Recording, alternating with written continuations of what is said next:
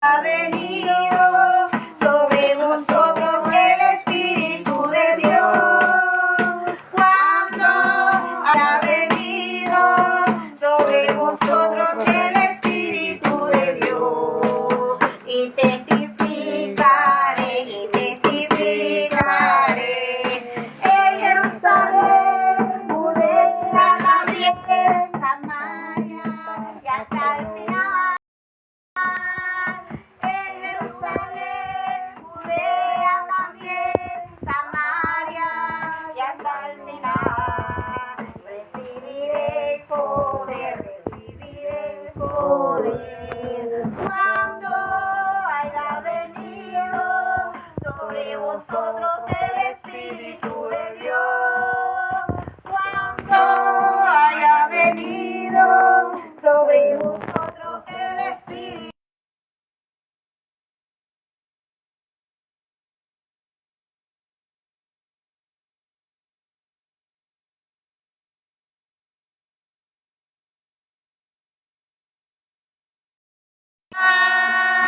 En Jerusalén, Judea también, Samaria y hasta el final. Gloria, gloria a Dios. Victoria. Alabe al Señor. Sabemos que el poder de Dios se va a manifestar en su pueblo para que nosotros testifiquemos de su gracia, de su amor, de su poder y de su misericordia. Los milagros que el Señor hizo en el libro de los Hechos que quedaron plasmadas ahí, ¿verdad? Para los apóstoles, que se debería de llamar no los hechos de los apóstoles, sino los hechos y las manifestaciones del Espíritu Santo. ¿Verdad? Porque era el Espíritu Santo el que se movió a través de tantos hombres. Vimos en el capítulo 2 que cuando Pedro empezó a predicar, se conquistaron 3,000 almas. Y ahora vamos a leer el libro de Hechos que ya hemos estado leyendo, ¿verdad? Capítulo 3, que estuvimos analizando. Y vamos a avanzar hasta el 4, si tenemos chancecito, llegamos al 5, con la inquietud, ¿verdad? O les dejo la necesidad de que leamos la palabra del Señor, ¿verdad? Que sea un capítulo por día. Sé que a veces es agotador, pero vemos lo que dice la palabra del Señor, ¿verdad? En el capítulo 3, que dice que cuando Pedro y Juan subían juntos a la hora novena, que era la hora de la oración, traían un cojo, dice, se lo voy a parafrasear y avanzar, ¿verdad? En sus casitas tal vez tienen tiempo y leen un poquito más.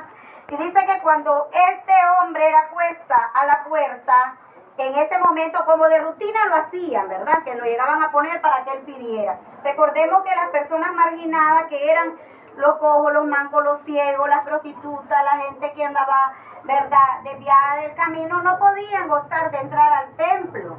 Pero es que cuando este hombre llegaba ahí con un propósito personal, entonces estos siervos que subían a orar a la hora novena, que es las 3 de la tarde, ¿verdad? Entonces esto ya era una costumbre judía de orar. Recordemos que Daniel dice que oraba 3 veces al día, ¿verdad? A la hora tercera, a la hora sexta y a la hora novena, que se cree que eran los 3 tiempos que usaba Daniel para orar. Y eso se quedó como una costumbre en el pueblo de Israel.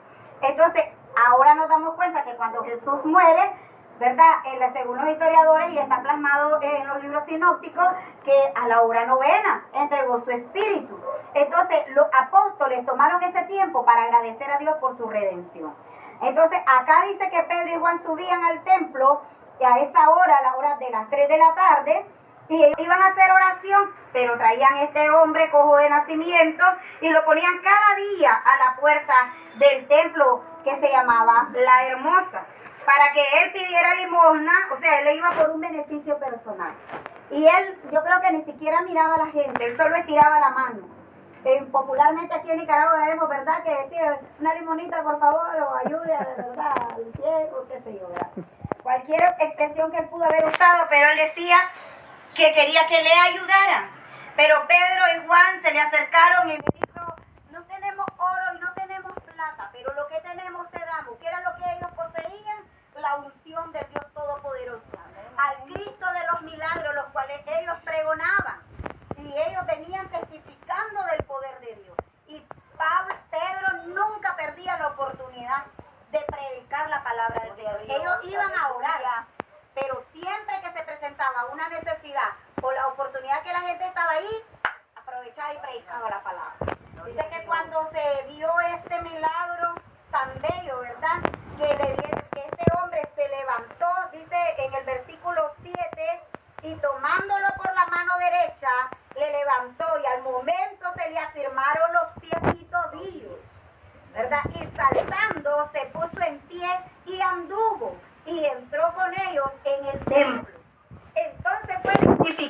este hombre.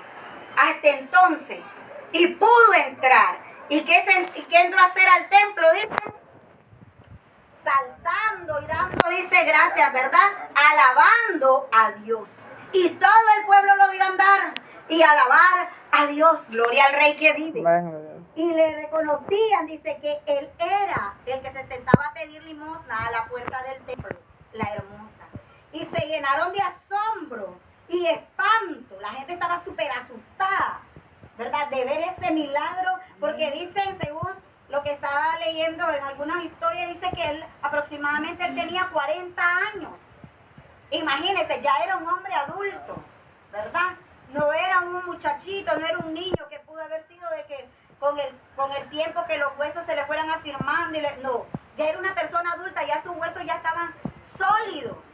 Ya eso solo podría haberlo hecho el Dios Todopoderoso. Amén. Un milagro creativo. Y a través de este poder sobrenatural, dice que esta gente se asombraba. Entonces Pedro, aprovechando como siempre, dice que empezó él en el versículo 11, dice, y teniendo asido a Pedro y a Juan el cojo que había sido sanado, todo el pueblo atónito concurrió a ellos al pórtico que se llamaba Salomón. Es que el templo era muy pequeño para toda la multitud que llegó. Dice que la gente se agolpó porque dice que el cojo tenía a Pedro y a Juan asido, estaba brincando y saltando. Ustedes saben la algarabía, la alegría, el gozo que una persona, no es solo llegar, ay sí, gloria a Dios porque el Señor me sanó, bendito sea. No, dice que él iba brincando y saltando, me imagino que gritando también.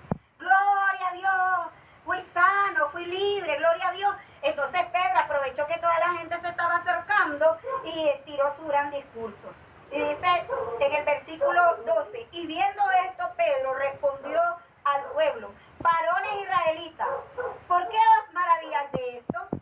¿O por qué ponéis los ojos en nosotros como si por nuestro poder o piedad hubiéramos hecho andar a este hombre? El Dios de Abraham, de Isaac y de Jacob, el Dios de nuestros padres, ha glorificado a su Hijo Jesús. Amén. Recordemos que ellos estaban proclamando a Jesucristo resucitado. Y nada más, ¿verdad?, propicio que ver los milagros, porque recordemos que Jesús, que hacía unos meses que había muerto, él por 3 años anduvo sanando, liberando, dando vista a los ciegos, levantando a los cojos, sanando leprosos. Entonces esa hazaña le persiguieron también a los apóstoles, porque esa fue la promesa. ¿Cuál fue la promesa? Mayores cosas haréis vosotros, porque yo voy al Padre. Pero ustedes, dice la alabanza también en el libro de Hechos 1:8, recibiréis poder cuando haya venido sobre vosotros el Espíritu de Dios. Amén, gloria a Dios. Y entonces, por ese poder sanador, ese poder de milagro, van a testificar. En Jerusalén, en Judea, en Samaria. Ahora lo parafraseamos. En nuestra casa, con nuestros vecinos, en el barrio y en nuestro país y aún más allá. Podemos viajar a otros países. Quizás no físicamente, pero lo podemos hacer también por las redes sociales. Entonces, Dios está enviando hombres y mujeres con poder y autoridad. Amén. Y en este tiempo, 2025, el Señor está mandando un avivamiento a nuestra Nicaragua. Amén. Aquel que no quiera arrepentirse por escuchar o leer la palabra, se va a arrepentir y va a conocer el poder de Dios Todopoderoso a través de los milagros. Porque hay mucha gente desahuciada que nos llama, mire hermana, mire pastora, mira fulana, cuando son amistades, mira Pipe, te pido por favor, oré por mi mamá, oré por mi hijo, oré por mi hermano. Y el Señor ha hecho milagros. El Señor ha hecho, mire, cosas maravillosas. Personas que no las han podido operar en el momento porque están con la diabetes alteradísima, con la presión alteradísima. Y dicen, van a tener 14 días para evaluarla. Y al día siguiente, en 24 horas, en 72 horas, el Señor está orando milagros. Amén. Y Dios puede hacer una obra directo. Pero ¿sabe por qué Dios lo hace paulatinamente? Para que crezca la fe de las personas y sigan clamando, sigan orando, sigan clamando y gimiendo al Señor. Y que su fe crezca. Amén. Porque a través de los milagros, a través de la manifestación del Espíritu Santo, es que la gente va a creer. Porque el que no va a creer a su palabra por estarla leyendo o por escucharla, Entonces dice, por los milagros que ven, bajan, porque dice que aquí se arrimaron un montón de gente y se arrimaron al pórtico, me imagino que a los pasillos, porque dice que se arrimaron y dice, mas vosotros, aquí le sigue testificando Pablo y Pedro y los exhorta, mas vosotros negasteis al santo y al justo y pediste que se os diera un hombre, dice, homicida. ¿A quiénes pidieron? A Barrabás, porque él era una persona, ¿verdad? Dice homicida. Y mataste al autor de la vida, le dice. O sea, él le hace reconocer al pueblo lo que ellos habían hecho unos meses antes. Y entonces le dice el versículo 15, y mataste al autor de la vida, a quien Dios ha resucitado de los muertos. Gloria a Dios por eso. Amén, gloria a Dios. Amén. Dice, de lo cual nosotros somos testigos. Entonces allí los apóstoles estaban testificando que ellos fueron testigos visuales del acontecimiento poderoso que pasó cuando Jesús, dice, al tercer día fue levantado de la tumba. Por la fe en su nombre. Y que vosotros veis y conocéis, le ha confirmado su nombre y la fe que es por él ha andado. Y está completa sanidad en presencia de todos vosotros. Gloria a Dios. Este cojo, que estaba allí, este marginado, este pidigüeño, diríamos aquí en Nicaragua, aquí está dando testimonio de ese poder, de ese Dios todopoderoso, de ese poder sanador que en presencia de ustedes fue hecho. Ahora, hermanos, dice, sé que por ignorancia lo habéis hecho, como también, dice, vuestros gobernantes. Pero Dios ha cumplido así lo que había antes anunciado por la boca de sus profetas, que su Cristo había de padecer.